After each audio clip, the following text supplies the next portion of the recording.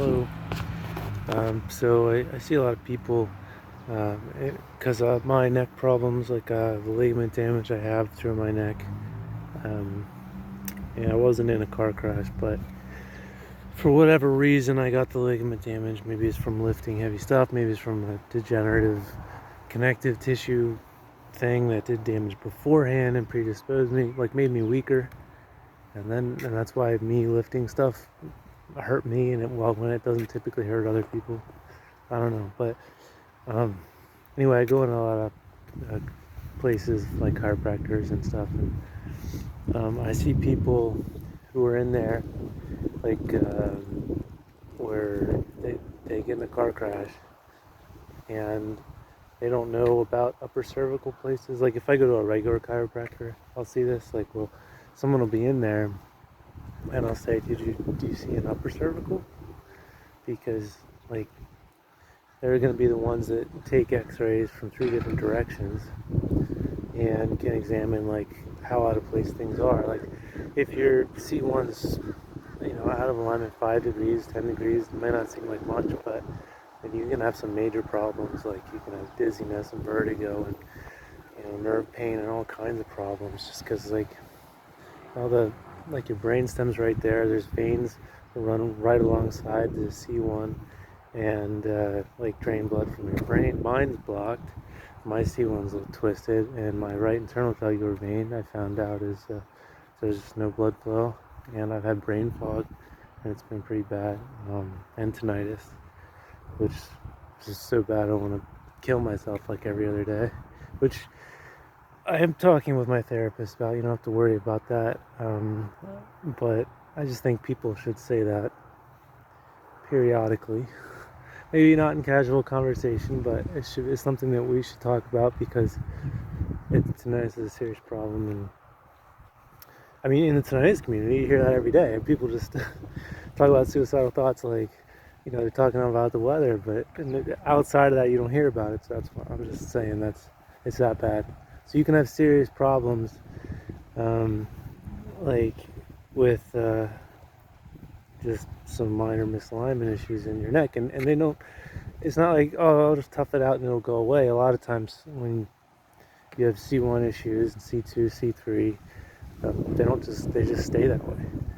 I don't know why, but it doesn't mean physical therapy is useless, or going to the regular chiropractor is useless. Like, I don't have anything against going to a regular chiropractor, but if I want someone to take a look specifically at my upper cervical area, then there's not really a point to go to a regular chiropractor, because I mean, sometimes they are. Like I went to a guy like Precision Chiropractic, Dr. John Oliver, in Columbus, and he does general chiropractic stuff, and he also does upper cervical stuff. And I don't think he advertises as upper cervical, but he knows what he's doing with that. So, he took 3 different X-rays from different angles. He had a thermography to check to see how everything was going with the nerve inflammation in the area, or general neck inflammation, and worked on my neck, and it was fine. But he didn't fix it. I moved, so I couldn't continue on with him, but he did help. He made a significant difference. Anyways, so yeah, I would go to an upper cervical chiropractor, because you're just a regular chiropractor not gonna know generally what to do, how to do it, how to fix it, and they'll tell you they know. They'll tell you straight up, like, yeah, I can fix that, and they still won't know.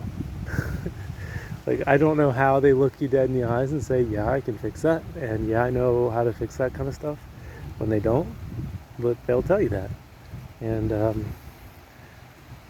I know chiropractors have a bad reputation and all,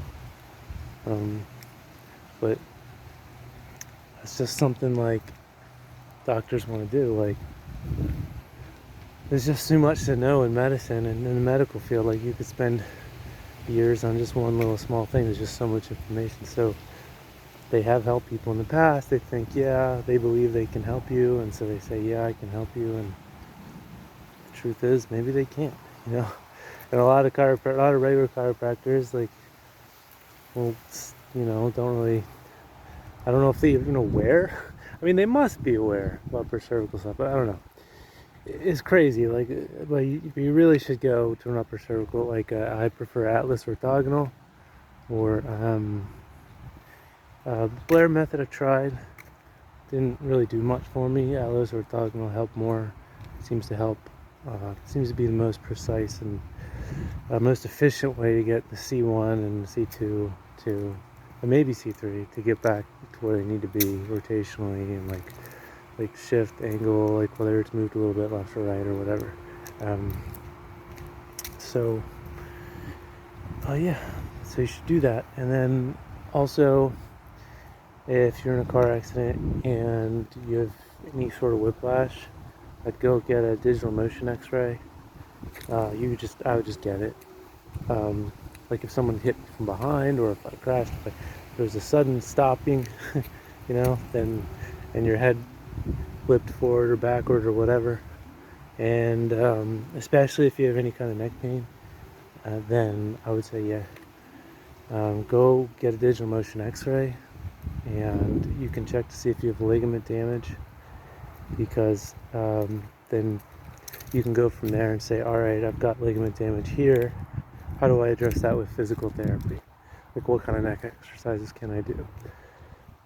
And even an MRI, like I've looked at MRIs, and I'm not an expert in MRIs, but I've met a lot of people that had MRIs, and there was no ligament damage identified.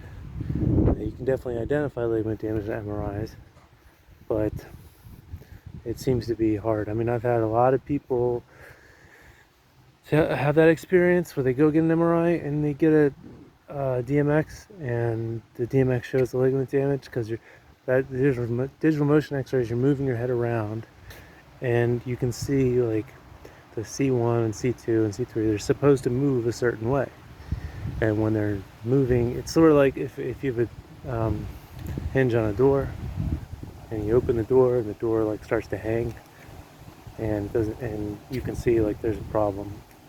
But when the door is closed, you can't see that there's a problem with the hinge. But sometimes you can, like if the hinge is, completely destroyed, it's obvious. But if it's loose, then it's like you can't tell until you open the door.